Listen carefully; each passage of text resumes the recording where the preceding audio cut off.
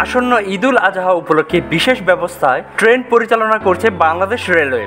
ঈদযাত্রা আজ শনিবার প্রথম দিন সকাল 6টা থেকে 9:30 পর্যন্ত ঢাকা থেকে দেশের বিভিন্ন গন্তব্যে 12টি আন্তনগর ট্রেন ছেড়ে গেছে।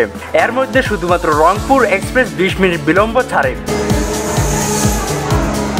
সকালে রাজধানী কমলাপুর রেলওয়ে স্টেশন ঘুরে দেখা যায় ভোর থেকে হাজারো যাত্রী স্টেশনে আসছেন।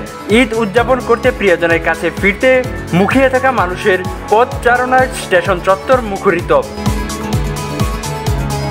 যাত্রীদের নিরাপত্তা ও শৃঙ্খলা বজায় রাখতে স্টেশন 3 স্তরের চেকিং ব্যবস্থা রাখা হয়েছে। টিকিটবিহীন কেউ যেন স্টেশনে প্রবেশ করতে না পারে সেজন্য রেলওয়ের নিরাপত্তা বাহিনী, রেল পুলিশ এবং আনসার সদস্যরা যৌথভাবে দায়িত্ব পালন করেছেন।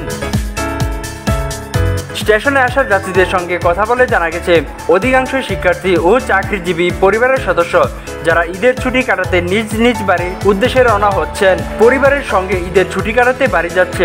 গতকাল থেকে ছুটি শুরু হলেও গতকালের টিকিট পায়নি তারা, ফলে আজ বাড়ি যাচ্ছে।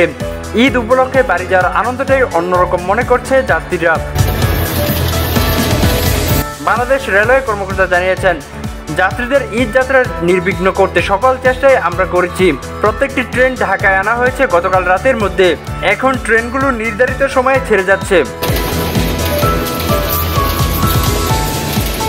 স্বাধীনতা টিভি বাংলা, ন্যাশনাল ডেস্ক।